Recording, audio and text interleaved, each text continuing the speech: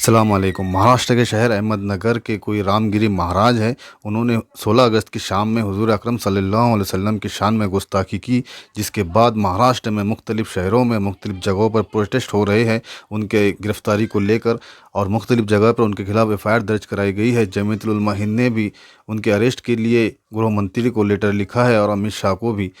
अब चूँकि महाराज अपनी ज़िद पर कायम हैं और बेशर्मी पर कायम हैं और अपनी गलती नहीं मान रहे, तो इस तरह के महाराज और इस तरह के लोगों को जवाब देना ज़रूर बनता है। वीडियो को लास्ट तक ज़रूर देखिए।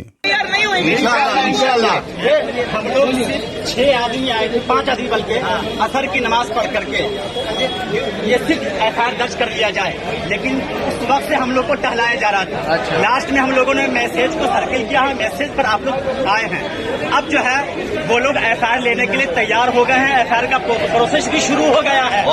सब यहाँ आए हैं अमन के माहौल में, शांति के माहौल में, और एक पैगाम भी देने के लिए आए हैं कि हम मुसलमानों की शान और पहचान ये है कि जहां हम आते हैं, जहां जमा होते हैं, वहां का जर्रा जर्रा समाने को ये पैगाम देता है कि हम लोग फसाद करने वालों में नहीं, बल्कि अमन और सुकून का पैगाम देने वालों में।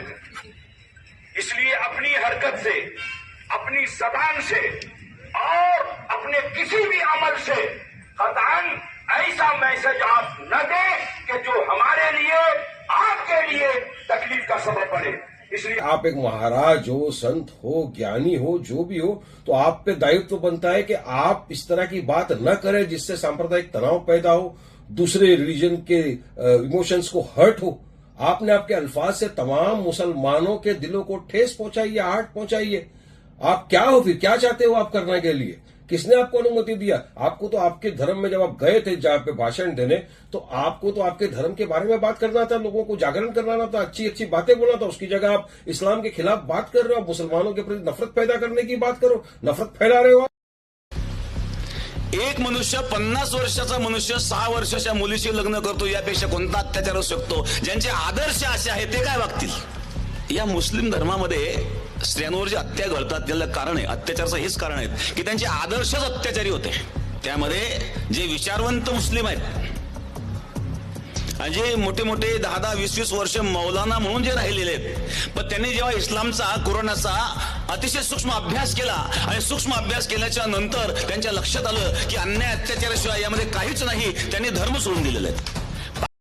आपने रामगिरी महाराज की क्लिप देख ली, जिसमें वो कह रहे हैं कि हुजूर अकरम सल्लल्लाहु अलैहि वसल्लम ने हज़रत आयशा से 6 साल की उम्र में शादी की, लेकिन वो एक बात छुपा रहे हैं कि 6 साल की उम्र में शादी तो हुई, लेकिन विदाई 9 साल की उम्र में हुई, और 9 साल की उम्र में विदाई को वो बुरा समझ रहे हैं, और बुरा समझने की बेसिस पर वो लोगों को ये समझा रहे हैं कि इस्लाम और हुजूर सल्लल्लाहु अलैहि वसल्लम ने औरतों पर बहुत जुल्म किया और अभी तक कर रहे हैं। और बाद में वो ये कहते हैं आगे कि जो पढ़े लिखे मुसलमान हैं वो इस्लाम को छोड़ रहे हैं। मैं ये तीनों बातों का जवाब दूंगा, आप आखिर तक सुनिए।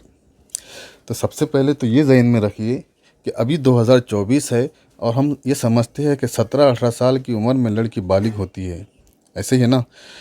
अब अगर हम थोड़ा पीछे जाए, यानी हम 1980 तक जाए, और 1980 में जो बॉलीवुड के गाने आपको सुनाई देते होंगे अभी भी, उसमें आपको तस्करा मिलता होगा 16 साल की उम्र का। अगर हम और थोड़ा पीछे जाएंगे तो हमको 15 साल की उम्र का भी तस्करा मिल जाएगा, 14 साल की उम्र का भी मिल जाएगा। यानी हम जैसे जैसे पीछे जाते हैं, लड़की की जो उम्र, बालिग होने की उम्र है, वो कम होती जाती है ज़माने के हिसाब से। ऐसे ही हम अगर 500 साल पीछे जाए, शेक्सपियर के ज़माने में जाए, जब वो नावल लिख रहा था, तो उसने अपने नावल में जो लड़की की बालिग होने की उम्र है उसको 11 साल लिखा है। यानी आज से 500 साल पहले लड़की 11 साल की उम्र में बालिग हो जाती थी। जब वो लिख रहा था 11 साल की उम्र, तब किसी ने उस पर एतराज़ नहीं किया था कि उस ज़माने में होती होगी 11 साल में। अब थोड़ा और पीछे जाइए, 1500 साल पीछे जाइए, तो ये क्या अंदाज़ा नहीं लगा सकते हम कि उस ज़माने में 9 साल की उम्र में लड़की बालिग हो जाती होगी?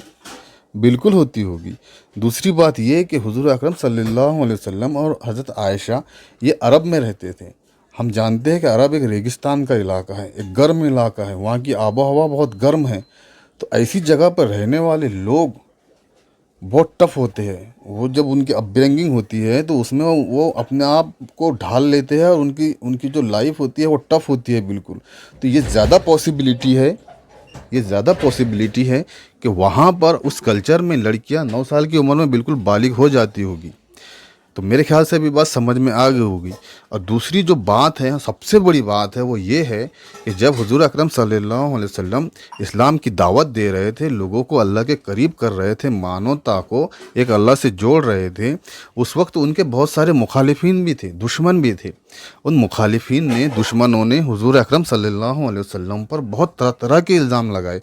उनको झूठा कहा, उनको पागल कहा, उनको मजनू कहा, उन पर ये कहा कि उन पर जिन्नात हावी है, और तरह तरह के इल्ज़ाम लगाए। लेकिन ये कभी नहीं लगाया कौन सा कि हज़रत मोहम्मद सल्लल्लाहु अलैहि वसल्लम ने हज़रत आयशा से 9 साल की उम्र में शादी की।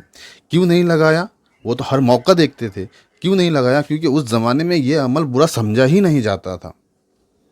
तो मेरा ख्याल है अब रामगिरी महाराज को और उन जैसे लोगों को समझ जाना चाहिए कि जो अपना जो दिमाग है उसको ज़रा वसी करे और उसको ज़रा बड़ा करे, डीप सोचे, बड़ा सोचे, और ये तसव्वुर करे कि उस ज़माने में ये सब आम था। तो उस ज़माने की जो बातें हैं उसको तो यहाँ फिट करके अपनी जो छोटी सी अकल है उसका मुजाहरा नहीं करना चाहिए। तो महाराज दूसरी बात ये कह रहे थे कि जो इस्लाम है वो औरतों पे जुल्म करता है, मुसलमान औरतों पर। महाराज ज़रा तुम ये बोलने से पहले दोबारा एक बार सोचो। तुमने बिल्कुल सोचना चाहिए था। कम से कम तुम्हारे मुंह से तो ऐसी बातें अच्छी नहीं लगती। सारी दुनिया जानती है कि कौन कितना जुल्म करता है और कौन कितना ख्याल रखता है, कौन क्या स्टेटस देता है औरत को। तुमको मालूम होना चाहिए कि इस्लाम वो पहला धर्म है जो औरतों को इनहेरिटेंस में हिस्सा देता है। ये जो प्रॉफिट की तुम बात कर रहे थे अभी, ये प्रॉफिट ने कहा, ये पुरुषित ने कहा मोहम्मद सल्लल्लाहु अलैहि वसल्लम ने कि जिस घर में लड़की पैदा हुई उस घर में अल्लाह की रहमत होती है। और ये कहा कि जब लड़की पैदा हो जाए तो और वो बाप उसकी परवरिश करे बेटी की, तो उसका जन्नत में घर यकीनी है। और ये कहा कि जो माँ होती है उसके कदमों तले जन्नत होती है। और ये कहा कि जो बीवी के साथ सुलूक करे वो सबसे अच्छा बंदा। और मुख्तलिफ बातें, क्या तुम दिखा सकते हो ऐसी बातें कुछ कहीं से? तुम बिल्कुल दिखा नहीं सकते। इस तरह की बातें तुम्हारे मुंह से बिल्कुल अच्छी नहीं लगती। हाँ, तो तीसरी बात महाराज ये कह रहे थे कि जो पढ़े लिखे लोग हैं और जो अकल वाले लोग हैं वो इस्लाम को छोड़ रहे हैं।